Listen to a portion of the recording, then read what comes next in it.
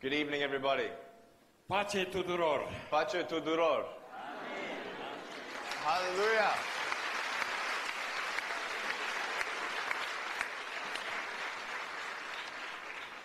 It is a privilege, Pastor, to be here this evening.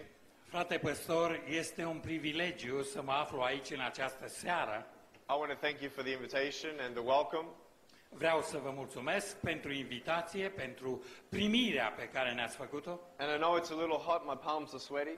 Știu că este cumva prea cald aici, parcă îmi transpiră palmele.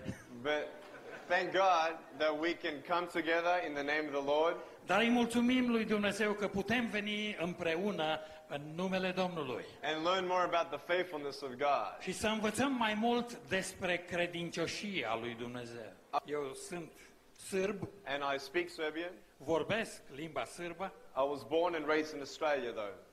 cu toate că am fost născut și crescut în Australia. And I wanted just to know how many of you have actually maybe seen a DVD about my story? Aș vrea să întreb, câți dintre cei care vă aflați aici ați văzut un DVD cu povestea Where vieții I'm mele? preaching? Câți ați văzut? Whoa! Okay, cool. So you know who I am. Așa că știți cine sunt.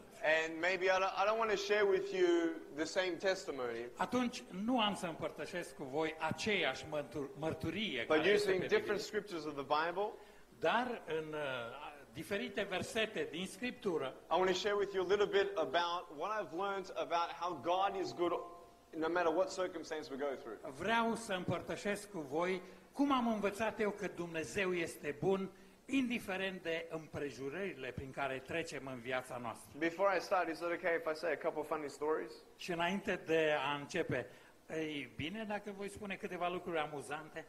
When people see me for the first time, Când oamenii mă văd pentru prima dată, especially little kids, mai ales copiii mici, they get scared sometimes. uneori se sperie de mine. When I go to shops, Când mă duc în magazine, everybody looks at me. oamenii se uită la mine. I think it's because I'm good looking. Eu cred că se uită că arăt eu așa bine.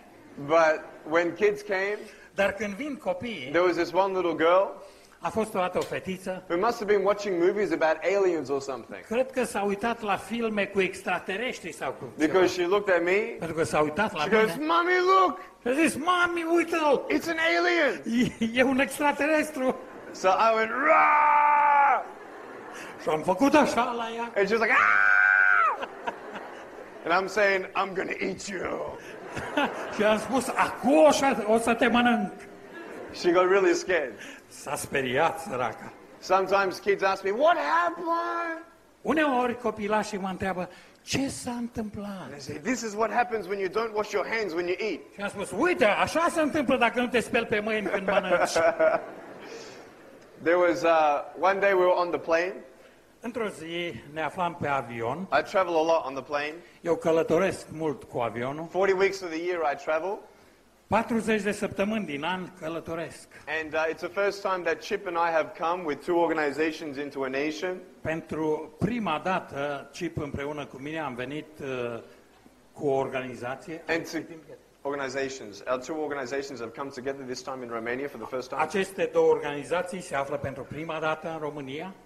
And we're together seeing how we can help more of the disabled community and educate people about people with disabilities. Ne-am gândit ce putem face împreună ca să-i ajutăm pe oameni, ca să încurajăm pe cei care au dizabilități, But not only people who look disabled, dar nu numai pe cei care arată că au aceste dizabilități, but people who, quote, maybe are normal but have a mental handicap about their own life and dar limitations. există și oameni care, așa, în aparență, par normali, însă au probleme cu limitările mentale din viața lor. And so by the grace of God, I've been able to travel to 17 countries. Prin harul lui Dumnezeu am putut călători în 17. în 17 țări, Shapte, yeah? 17, Yes. 17 countries and being able to speak to 2 million people face to face. și am putut să vorbesc la 2 milioane de oameni, And we- stând în fața a 2 milioane de And I'm oameni. so thankful if only one person is saved. Și cu toate acestea, mă declar mulțumit dacă o singură persoană din toți aceștia a primit mântuirea. Amen? Amin. We know that the angels rejoice when only one comes to heaven. Noi știm că îngerii se bucură pentru un singur păcătos care se mântuiește. So one day I was on the plane, Și într-o zi ne aflam pe avion. and my friends, Și prietenii mei they put me in the overhead compartment. You know where you put the bags. m-au pus acolo deasupra capului unde se pun bagajele. Acolo m-au așezat. It was my idea. A fost ideea mea. I wanted to scare somebody. Am vrut să sperii pe cineva. So they put me up there and closed the door M-au pus acolo și au încuiat ușa. and waited for somebody to come. Și au așteptat să mai vină și alte persoane. And this guy, Și a venit un bărbat, he's walking along.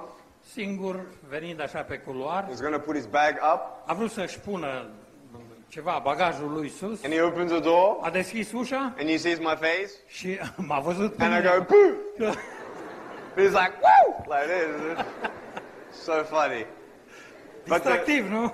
But the funniest story I can tell you, Însă cea mai amuzantă povestire care pot and the last one, și ultima, I was in a car one day, într-o zi mă aflam într-o mașină. and when you see me from the outside of the car, Și dacă se uită cineva de afară în mașină, you don't see that I have no arms, no legs. nu se vede că n-am picioare, n-am mâini. And so we're at the traffic lights one day, Și eram la semafor într-o zi and this car comes up next to us, și vine o mașină lângă noi and this person's looking at me, și se uită omul din mașina cealaltă la mine. and I'm like, cool, let's have some fun here.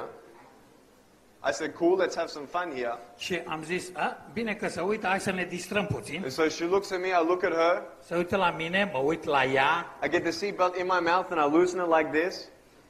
I get the seatbelt in my mouth and loosen it like this, mi-am tras cu gura așa centura de so I siguranță, can move around better. ca să mi-am luat-o de la mine să mă mișc mai bine. And then when she looked at me again, Și când s-a uitat din nou la mine, I just did this.